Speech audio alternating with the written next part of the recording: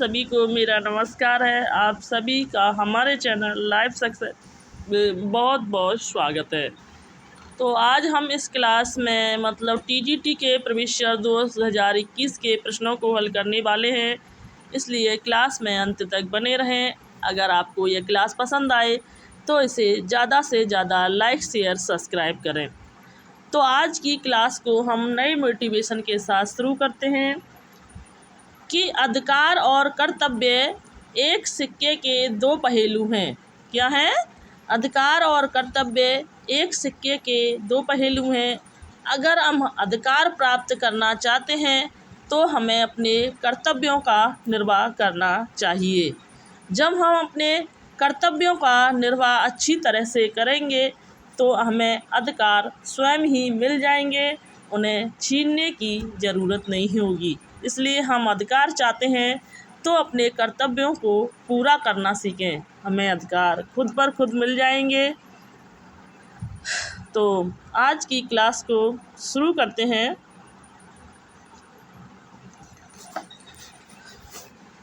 कि उदती आई, इस क्लास में हम जो हैं आपको 30 प्रश्न हल कराने वाले हैं। उदती आई तेहि बंधन कीना, इति 10 माथ अमर पद लीना। पंक्तियों के रचनाकार कौन माने जाते हैं? कुतवन, तुलसी, जायसी या सूरदास। तो इन पंक्तियों के जो रचनाकार माने जाते हैं तो जायसी जो हैं इन पंक्तियों के रचनाकार माने जाते हैं। जायसी का जन्म जो है वो 1492 ईस्वी में माना जाता है।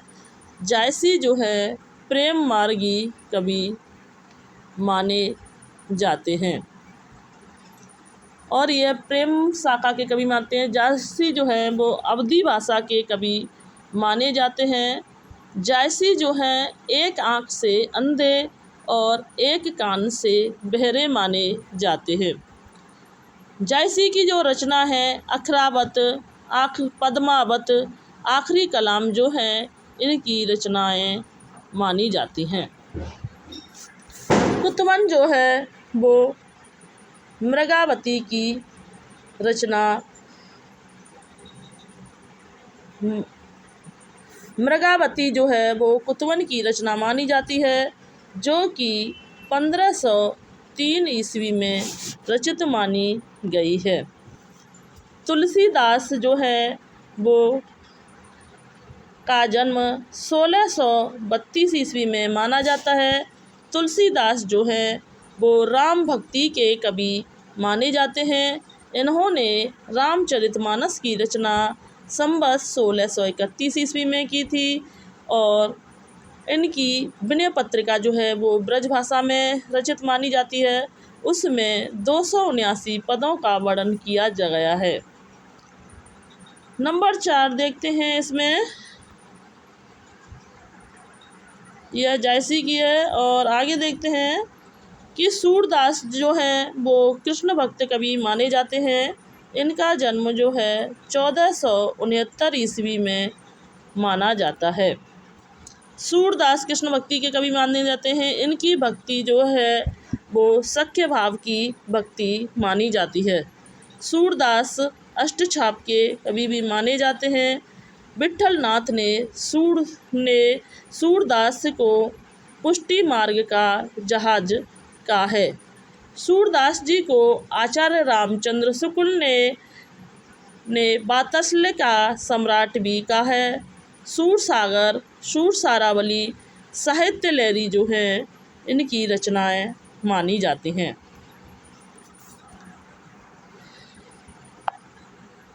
अगला प्रश्न देखते हैं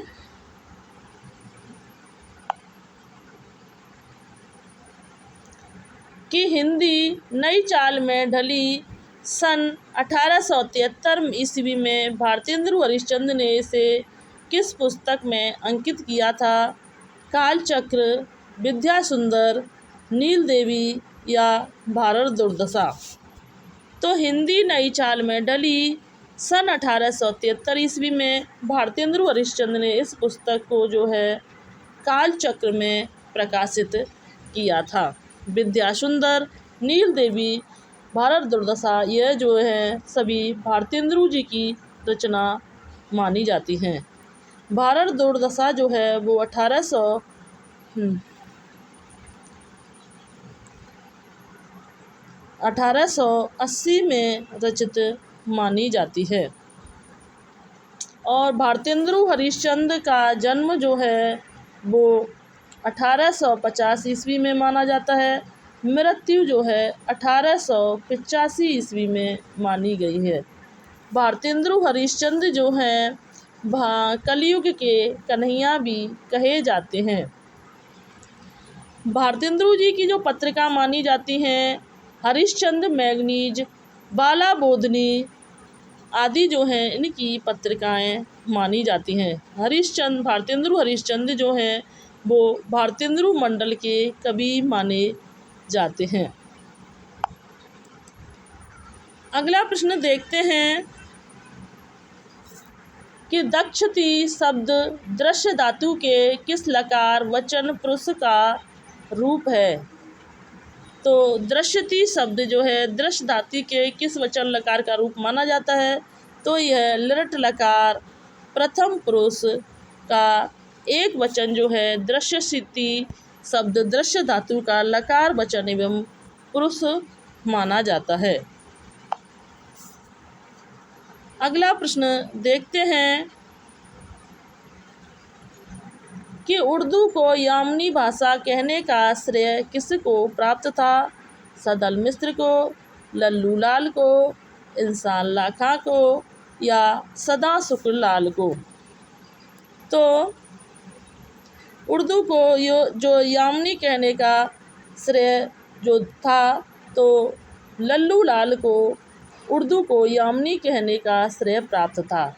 सदल मिश्र जो है यह भी सदल मिश्र जो है वो नासिक के तोपाख्यान की रचना मानी जाती है। इंसान अल्लाह खां जो है वो रानी केतकी की कहानी मानी गई है। सदा सुखलाल जो है वो न्याज की रचना मानी जाती है। अगला प्रश्न देखते हैं कि ब्रज भाषा का विकास किस अपभ्रंश से माना जाता है। सौरसैनी अपभ्रंश से, मागधी अपभ्रंश से, अर्धमागधी अपभ्रंश से, ब्राह्मण अपभ्रंश से। तो सौरसैनी भाषा का जो विकास माना जाता है वह सौरसैनी अपभ्रंश से जो है सौरसैनी भाषा का विकास माना जाता है। तो सौरसैनी अपभ्रंश ब्रज भाषा का विकास सौरसैनी अपभ्रंश से माना जाता है।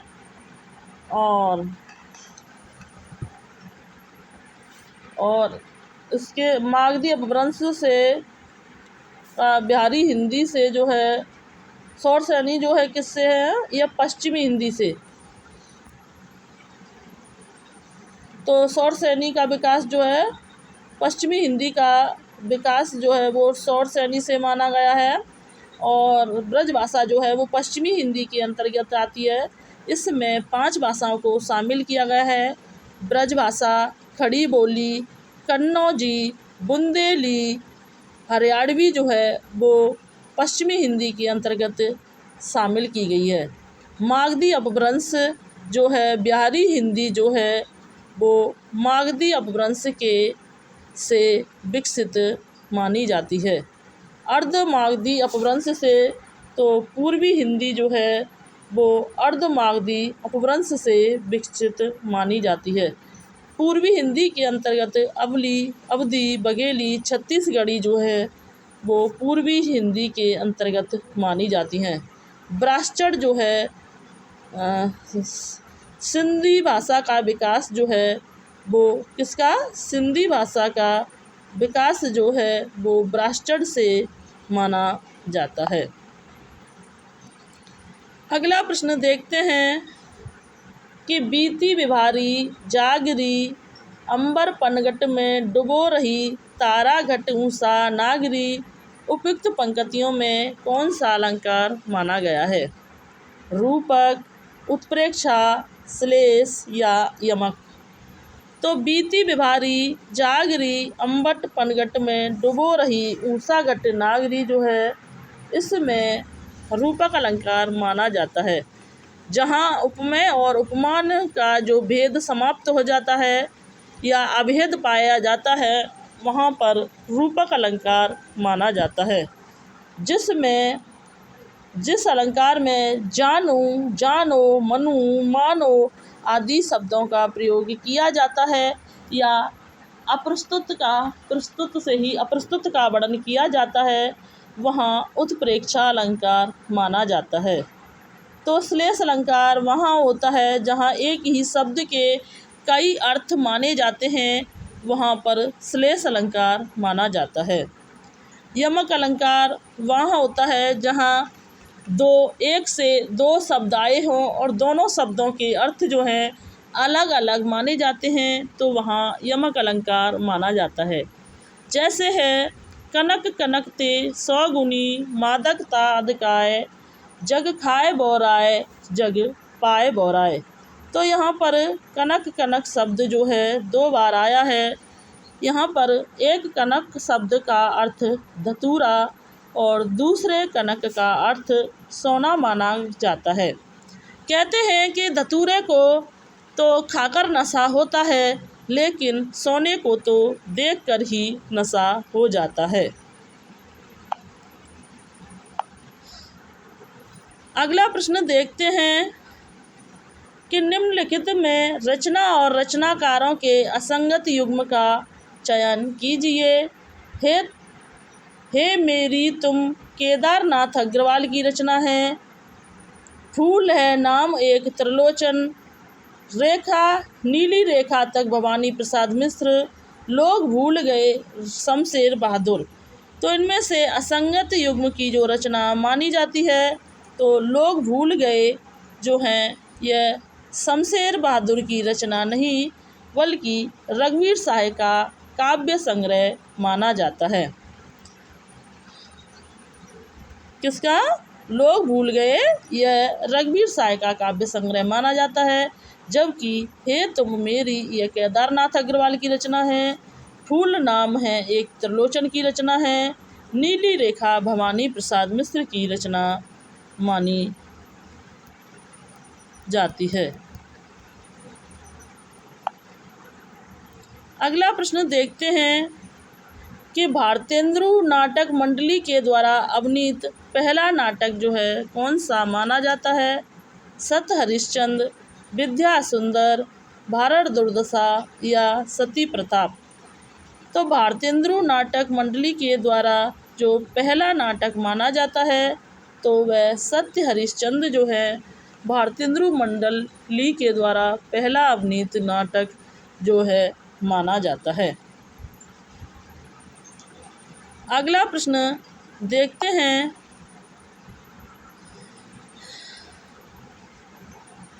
कि हिंदी किस भाषा का शब्द माना जाता है? तो हिंदी जो है जापानी, फारसी, चीनी या अरबी? तो हिंदी शब्द जो है वो किस भाषा का शब्द माना जाता है? हिंदी जो है वो फारसी भाषा का शब्द माना किसका? हिंदी जो है वो फारसी भाषा का शब्द माना जाता है। जापानी रिक्शा जो है वो जापानी शब्द माना जाता है। जबकि चीनी चाय, चीकू, लीची, चाय, चीनी, चीकू, लीची आदि जो है वो चीनी शब्द माने जाते हैं। अगला प्रश्न देखते हैं कि समस्त पृथ्वी से संबंध रखने वाला के लिए एक शब्द क्या माना जाता है? सार्वकालिक, सार्वदेशिक, सार्वभौमिक या सार्वनीय? तो समस्त पृथ्वी से संबंध रखने वाले के लिए एक शब्द जो माना जाता है सार्वभौमिक। जो समस्त पृथ्वी से संबंध रखने वाला होता है उसे सार्वभौमिक जो है कहा जाता है।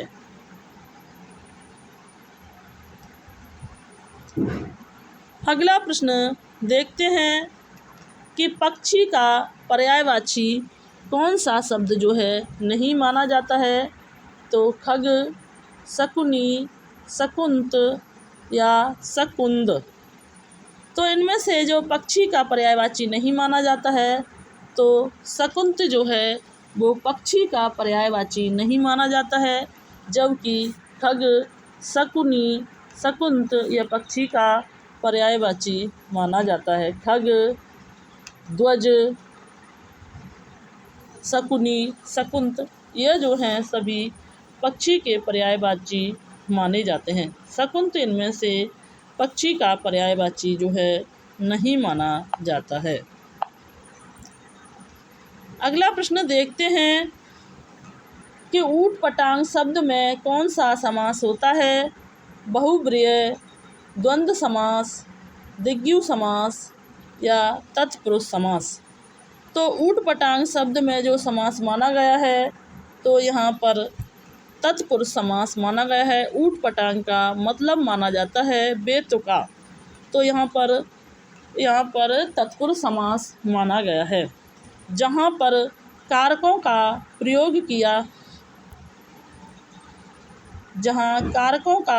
किया जाता है वहाँ तत्पुरुष समास माना जाता है। जिसका पहला शब्द जो है संख्यावाची होता है वहाँ पर द्विगु समास माना जाता है। जहाँ पर दोनों पद समान हों वहाँ माता प्लस पिता, तो वहाँ पर द्वंद्व समास माना जाता है। जो आए हुए शब्द से दोनों शब्दों से कोई अन्य अर्थ निकले तो वहाँ बहुब्रीहि समास माना जाता है। जैसे बीड़ा, पाड़ी, आए हुए शब्द से जो अर्थ अन्य निकले वहाँ पर बहुब्रीहि समास माना जाता है। अगला प्रश्न देखते हैं कि निम्नलिखित में से किस रचनाकार फोर्ट विलियम कॉलेज से समृद्ध नहीं था। प्रेम सागर, लाल चंद्रिका, रानी केतकी की कहानी या नासिकेतु उपाख्यान। तो इनमें से जो कौन सा रचनाकार है जो फोर्ट विलियम कॉलेज से समृद्ध नहीं था, तो वह रानी केतकी की कहानी जो है वो इंसा अल्लाह खां के द्वारा रचित मानी जाती है। और इंसा अल्लाह खां जो थे वो फोर्ट विलियम कॉलेज से समृद्ध नहीं माने जाते थे। प्रेम सागर जो है वो लल्लू लाल की रचना मानी जाती है और लाल चंद्रिका भी लल्लू लाल की रचना मानी जाती है। नासिकेतु उपाख्यान जो है वो सदल मिश्र की रचना मानी जाती है जो कि फोर्ट विलियम कॉलेज से समृद्ध थे, जबकि रानी केतकी की कहानी इंसा अल्लाह के द्वारा रचित मानी जाती है जो कि फोर्ट विलियम कॉलेज से समृद्ध नहीं माने जाते हैं। फोर्ट विलियम कॉलेज की स्थापना 1800 ईस्वी में कलकत्ता में की गई थी। अगला प्रश्न देखते हैं कि खड़ी बोली का अन्य नाम क्या है। अंतर्वेदी, प्राची, कोरबी या हरियाणवी। तो खड़ी बोली का जो अन्य नाम माना जाता है तो कोरबी जो है खड़ी बोली का अन्य नाम माना जाता है। खड़ी बोली को जो कोरबी कहने वाले जो हैं वो राहुल साकृत्यायन माने जाते हैं। हरियाणवी को जो है बांगरू क्या कहा जाता है, हरियाणवी को जो है बांगरू कहा जाता है।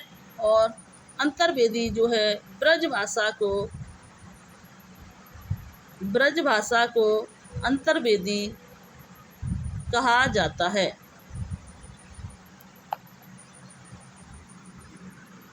अगला प्रश्न देखते हैं कि गुर्बे शब्द का सही संधि विच्छेद क्या माना जाएगा। तो गुर्बे शब्द का जो सही संधि विच्छेद माना गया है, गुरो प्लस ए जो है वो गुर्बो शब्द का सही संधि विच्छेद माना गया है। इसमें जो है आयादी संधि मानी जाती है। अगला प्रश्न देखते हैं कि निम्नलिखित में से कौन सा काव्य संग्रह जो है वो नरेंद्र शर्मा का नहीं माना जाता है।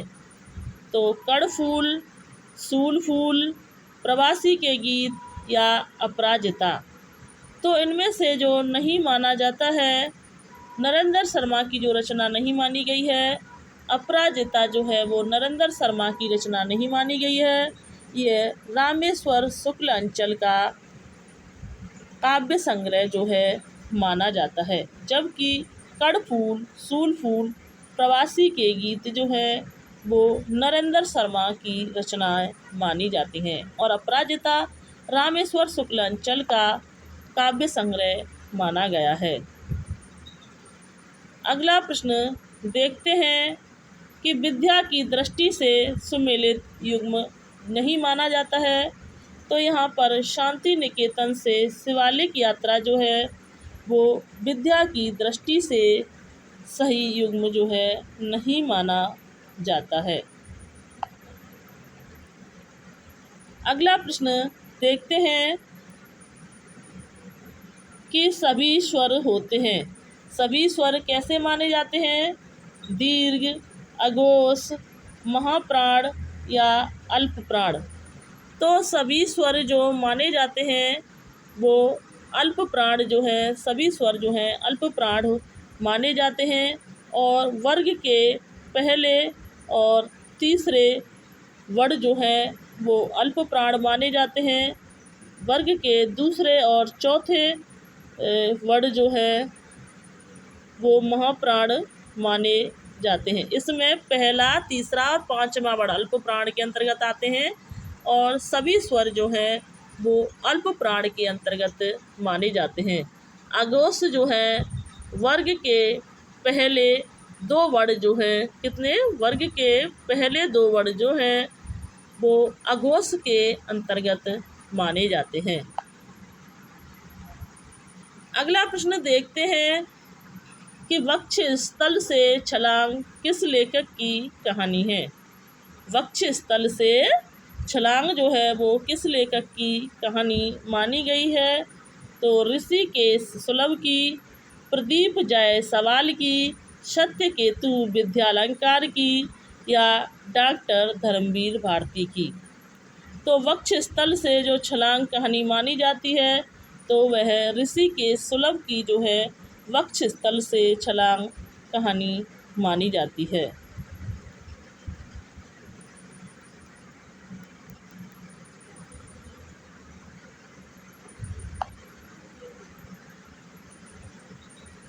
आज का अंतिम प्रश्न देखते हैं